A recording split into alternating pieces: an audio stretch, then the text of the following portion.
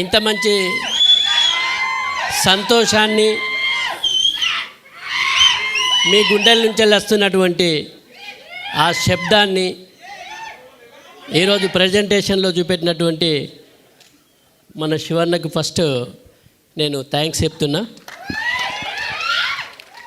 Okay, మోతేవర్ love స్టోరీకి సక్సెస్ని ఇచ్చినటువంటి ప్రేక్షక దేవుళ్లకు, అదేవిధంగా మరి దీన్ని అద్భుతంగా జనానికి చెప్తున్నటువంటి పాత్రికేయ మిత్రులందరికీ,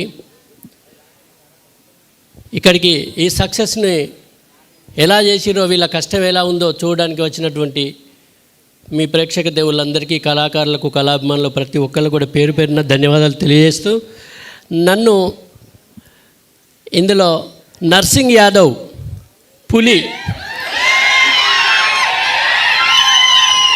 అసలు నేను కూడా ఊహించలేదు. నేను ఎప్పుడైనా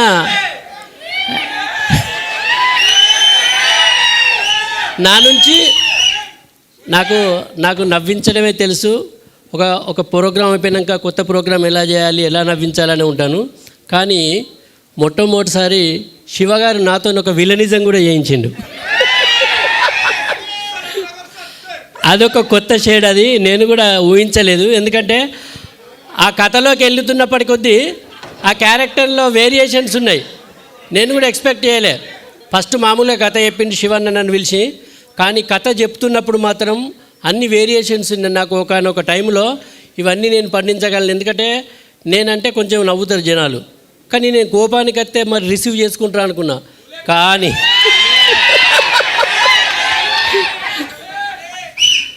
అయితే పిల్లివై పులిని చేసి నాకు శివన్న థ్యాంక్స్. అదేవిధంగా ఒక మంచి క్యారెక్టర్ ఇచ్చి ఇంకా మీ యొక్క హృదయాల్లో ఇంకా గొప్ప స్థానాన్ని ఇచ్చినటువంటి మన దర్శకులు శివన్న గారికి, అదేవిధంగా మరి సోదరులు ఇందులో హీరో, నిజంగా హీరోనే ఆయన, మన అనిల్ గారికి నిజంగా హీరోనే. ఈరోజు కనిపించే ఈ అనిల్ మన తెలంగాణలో ఒక మంచి హీరోల స్థానంలో నిలబడతాడు. ఇది మాత్రం నేను 100% చెప్పగలను. ఎందుకంటే అంత స్టఫ్ ఉన్నటువంటి వ్యక్తి ఆయన కష్టపడితే ఇంకా చాలా వేరియేషన్ చూపెడతాడు. కానీ వాళ్ళు ఒరిజినల్గా ఈ తెరవీని ఎంత కష్టపడ్డారో వెనకాల కూడా అంతే కష్టపడ్డారు వీళ్ళిద్దరు. వీళ్ళకు తోడు త్రిమూర్తుల్లాగా మన శ్రీకాంత్ అన్న డిఓపి గారు. వీళ్ళు ముగ్గురు నిజంగా నేను హీరో అని ఎప్పుడు అనుకోలేదు, నేను డైరెక్టర్ని అనుకోలేదు, నేను కెమెరామెన్ అనుకోలేదు. వాళ్ళు ఒరిజినల్గా మేము ఎట్లనైతే ఉన్నామో అట్లనే వర్క్ చేసిర్రు.